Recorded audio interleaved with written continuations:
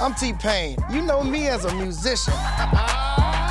But what you don't know is that I'm a businessman, and I'm obsessed with finding the newest tech, science, newest food, newest culture, newest everything. Oh, man. I'm taking my curiosity on the road to meet the entrepreneurs who are defining the future. I've been an entrepreneur all my life. I'm gonna get a feel for their companies and find out how they turn their ideas into reality. We raised a few $1 million. Genius! This is T-Pain's School of Business. Why am I standing out in a burning parking lot in the middle of Calville, California? I found two guys that are gonna change the world. Right here, right now. And it's not a game, it's not a bike, it's not anything to do with technology. It's fucking ramen noodles. You heard me right. Somebody decided to make healthy ramen noodles. You could literally give me a choice between gourmet restaurants or sitting in my bed playing God of War, eating ramen noodles. And guess which one I'm picking? They don't have PlayStations in gourmet restaurants. So now I'm going in to meet Tim and Tom Zhang. I call them the Zhang Gang from Vite Ramen. Let's go try it. Zhang Gang, that's fun to say. Healthy ramen. How important is this? Pretty important for me, because my sodium intake is through the damn roof. This is Vite Ramen. This is the world's first instant ramen that's actually good for you. During our college days, I was just playing way too many games. I always needed something quick, something tasty, something filling. But you know, after a while, you just only eat instant ramen. Yeah. The mood starts going. I get it. That's like me in porn. So I get it. I can relate. So we gotta make a better version because we eat this shit like every day. Every year, 100 billion packs of ramen noodles are sold around the world. But with the high sodium, chemical preservatives, and all the deep frying, instant ramen isn't exactly good for you. So Tim and Tom saw a huge opportunity for a healthy option. They managed to crowdsource a boatload of seed money. Now they're finishing their Kickstarter orders, selling directly to consumers online and hoping to get into retail grocery stores worldwide. They could become the healthy noodle of the future. Yes! What was the learning curve dealing with just everything that had nothing to do with anything you guys were interested in at all? We've failed about 3 to 5 times on literally everything we've done. Personally, I've worked on 50 more variations per flavor at the Good least. God. There are a lot of late nights where he's like, okay, Tom, I'm gonna go do flavors. And like he calls me up at like 1 a.m. He's like, Tom, I need you to taste this. There's just nights where you're just hovering over bowls, like, I can't eat it. Yeah. We didn't do very well in high school. He had a higher GPA than me. Not by much. Yeah. Not by much. Yeah. Is there any consolation? I dropped out in 8th grade. Everybody has their different walks in life. Yeah. I didn't even make it to high school, just said, F it, and here we are. That's one of the big things that people don't like to talk about. You don't always have to take the path to be like a doctor or a lawyer or something to be successful or to really have fun or really enjoy life. It's really important to show that we're willing to put in the work too. And it's not just like, oh, we're here to make money. It's like, we're here to make noodles. That really helps morale too, because if I don't see you coming in, I'm not doing shit. Yeah, right. I bet there's a lot of teachers and elders pissed off right now because I'm sure there's a good number of people that told Tim and Tom, you're not gonna make any money playing those games and eating those noodles. That's all they're doing now. What kind of ramen guys are you guys? Like, are you at noodles, water, seasoning, that's it, holler? Or are you guys like bok choy in that motherfucker real quick, half an egg, like actual live, I don't know. Like, you know, there's some people that just go the extra mile, and I'm like, you should have just cooked something. Dude, yeah, no, like, exactly. We are just water, get back to the game. Good shit, okay, that makes sense. That's what we actually designed this for. We didn't want it to be like, oh, you know, in order to get all your vitamins, you gotta add an egg and gotta add all the, nah. This has 27 grams of complete protein in it, all in the ramen itself, and 25% daily value of every single vitamin and mineral. So it's just like everything your body needs, boom, pour hot water in it, add the things, you're done. Hey, let's make some noodles. When you make nudes, you gotta put on some gloves first. Gotta put protection. Protection. I usually skip this part.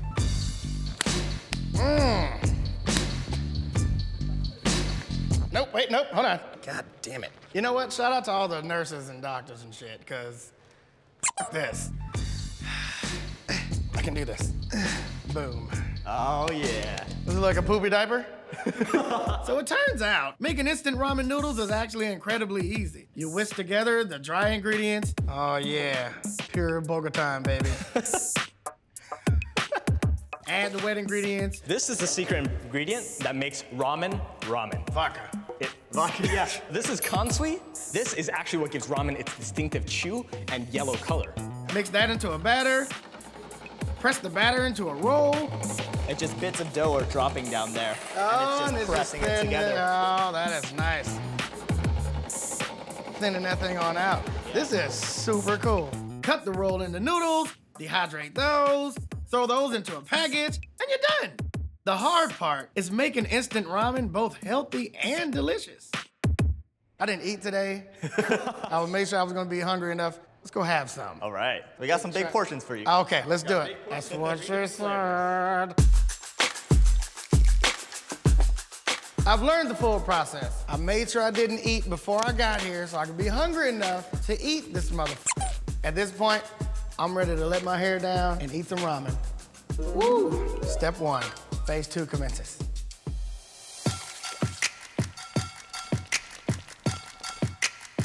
Oh, look at that. Oh, you saucy mama. Let's see what we got, man. God, jeez. You ready, fellas?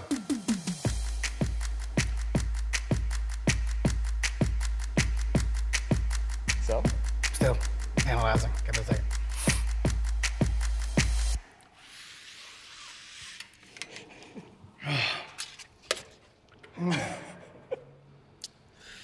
Holy f, that's good.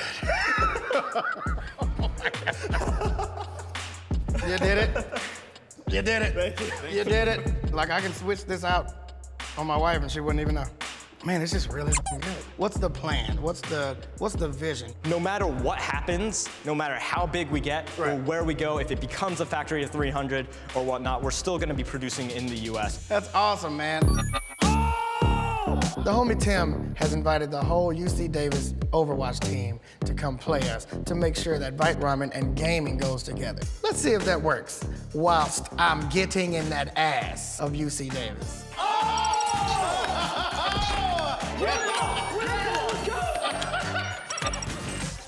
How's that going? Is it good?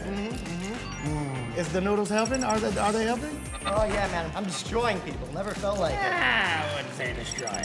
Oh, I'm down. I'm down. Oh, see what happens? The res is real, bitch. My main takeaway for today, if there's a popular but totally unhealthy product out there, reinvent it. As Tim and Tom did, they got a customer for life.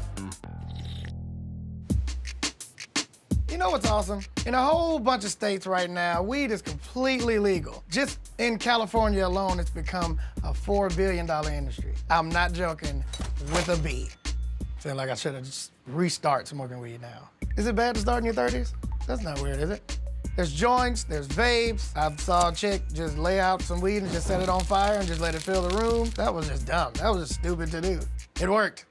It did work. It did fill the room. Cookies, brownies, weed cake, weed macaroni and cheese, but I know what you haven't heard of, and guess what I done stumbled upon? Weed wine. Good Lord. I'm about to meet Chip and Alex, two guys from Rebel Coast Wine. They may be able to capture some of that $4 billion for themselves. Who's ready for some of that?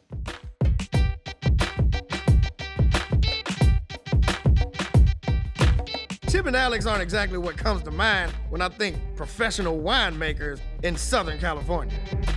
So obviously I gotta learn the secrets to legally selling weed wine from your house. You're making weed wine. The world's first cannabis-infused, alcohol removed, Sauvignon Blanc to start. Where do you make it at? Is it? Grow the grapes in Sonoma, make the wine, and then we remove all the alcohol up there because you can't sell cannabis and alcohol in the same building or in the same product. Seems like they go together, though. Seems yeah, like you want both. Don't you want both? This is something brand new. Nobody's ever heard of it. Nobody's thought of it. So we had to spend a lot of time with lawyers. Did you guys like come into runs with like you guys can't do that? Like Every day.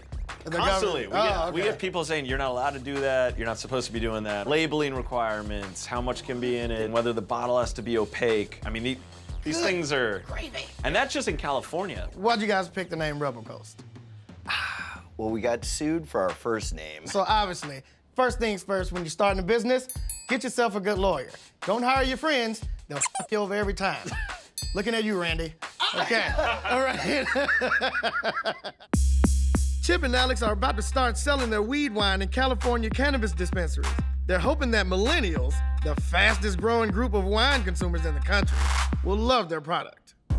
It's going to affect you much quicker than most things out there, right? So it's kind of 10 to 20 minutes at the most. Most people are starting to feel the effects, which is super different than most other edibles. Which is good because it's a glass of wine. Like you're out there drinking, you're not like, all right, I want to be like drunk in like 2 hours. Like, Right, I want to catch a buzz right now. What kind of sesh was happening that made this? Conceptually, I just don't know where your minds were. I went to school to study winemaking. And while I was making traditional wine, just in the back cellar, we would just take a barrel of wine and a pound of swag, and then you have weed wine, but it has alcohol in it. So that's when we had the idea. It was like, dude, we can't mix alcohol and cannabis together, but what if we just remove the alcohol? How do you get the alcohol out of alcohol? The way we found that works best is reverse osmosis and a vertical still. After we make the wine, there's only 14% of that actual liquid is alcohol. We literally remove that 14%, and then it retains all the flavor if you do it right. Coat the THC molecule in something that dissipates as soon as it gets into your body. That's why ours is fast acting. That's so great, man. You ready to taste this stuff? I'm gonna be utterly useless after I drink that. Perfect. Guarantee it. Clink. I've never done that before. That was the first time for me. With these. I do it with plastic cups all the time. But I'm a classy bitch, so. We've funded this company ourselves. So we had all this money on the line. We had all this product out there. And once the cork's in the bottle, you can't do anything about it. Yeah. You have to have it right. And we didn't know if it was gonna work. Like, what are we doing? How are we gonna make this taste better? Is everything gonna work? Like, is it still gonna get people high after it's been bottling? The next morning I woke up and I tried it and I was like, oh shit, this is gonna do it. Nice. Like I was like, we could sell this. Like, Oh, man. we could really sell this. Can anybody do like weed wine? Is this like something you can just like throw together some household? It took us a while to figure it out, and technically if they do try to do it, they're gonna be violating our patent, so. Oh yeah, that's a big They probably shouldn't try to do it. Once again, lawyer up. Good job, everybody. What I haven't seen yet is weed wine in its natural habitat at the party. I need to see, is the bottle fly like that to keep up with my fly parties or any fly parties across the world? So let's go to one of Alex and Chip's backyard parties and see what's really popping. Staten Island! That's magic. Ooh, it's like a hairy woman. What do I do? Nothing. What do I do? Oh, boy. Oh, Jesus.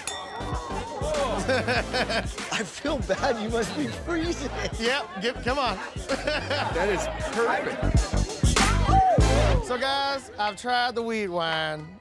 It works. It's amazing. It's really good. Lost my point.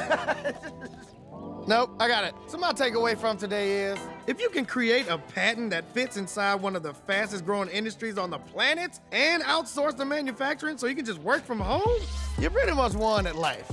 I don't know what I'm gonna do for the rest of the night, but I'm 100% sure it's gonna be this. Yes, this is what I'm doing for the rest of the night. Whew. All right, you'll figure it out. Peep my coat, bitch!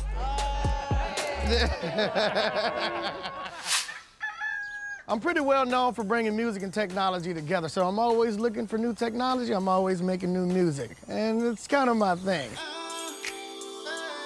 And young musicians around the world agree with me that technology is the future of music.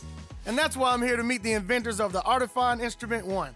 A brand new technology that claims to put every musical instrument you could ever want right in your backpack and let anyone become a musician. But is it true? Is Artiphon the next garage band? I mean, let's find out. Mike. How you doing, Mike? Jacob. How you doing, Jacob? It's Very an nice to meet honor. you as well. What we got here, guys? This is the Artiphon Instrument 1. This looks so interesting. It plugs into apps like on your phone or computer, GarageBand, so that Really, you just plug into a sound, you choose the way you want to play, and you're off and running. That's awesome. It looks like it's from the future. The idea here is that anyone can play music, right? Okay, okay. Technology should empower creativity. That is very true. It can be any instrument.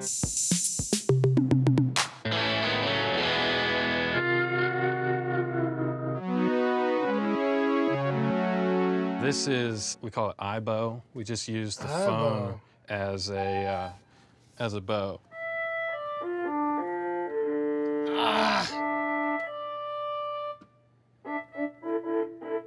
You're blowing my mind. The Artiphon is a brand new technology that squeezes every musical instrument I could ever want right in my backpack, so I can have my own studio everywhere I go. Mind blowing. So, do you normally play guitar? It doesn't sound like that. Try it out, man. So useful! The next big idea is just locked in somebody that just are afraid to pick up an actual guitar and are afraid to even try hitting keys, and this will probably unlock like a smash record out of somebody. We can probably just box one of these up now. We'll take it to go. Yeah. 7 years ago, I had just finished up the PhD in sound studies, and I was figuring out what to do next, hanging out with some friends and playing music, but we didn't have any instruments. So we got out our phones and like strummed around on the screen. And so the idea was, can we make an instrument that tapped into all that power that anyone could play? And we basically prototyped it for about 4 years. We put it on Kickstarter. You know, it just kind of caught fire. It raised $1.3 million, and that 1.3 million. And you were going for how much? 75,000. $1.3 million. Yeah, it's the largest instrument crowdfund in the world. What? That's what we said. I'm trying to wrap my head around that. I'm very tempted to see what I can do with it, because I'm complete trash at most instruments, but I feel like I can stack something together, make it sound real nice. I'm gonna use it tonight, and I've just seen it today. Let's see what it can really do in 30 minutes. This shit's fire. Shit's fire, bro.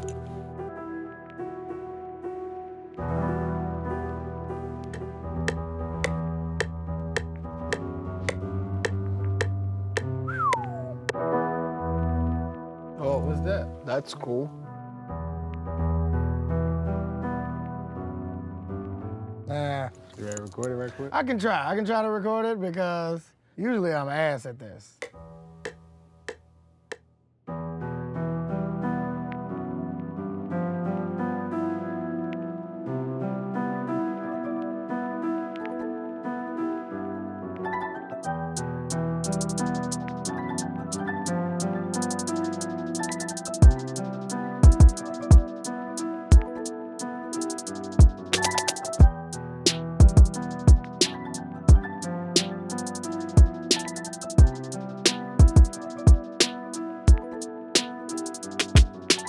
What kept you going through the whole thing? Like, what kept you saying, this is gonna be great one day?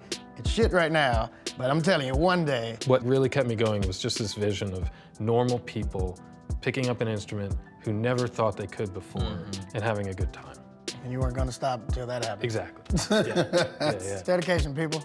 Believe in yourself and what you're doing, even if other people don't believe in it. Keep going.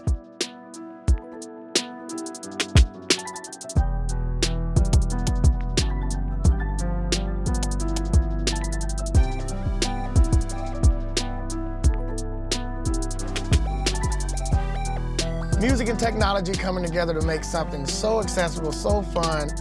Basically, anybody can become a musician. I'm in this gigantic studio, full of equipment, big board, all this gear, all this rack stuff. I didn't need any of it. This is what the future looks like now. Get used to it.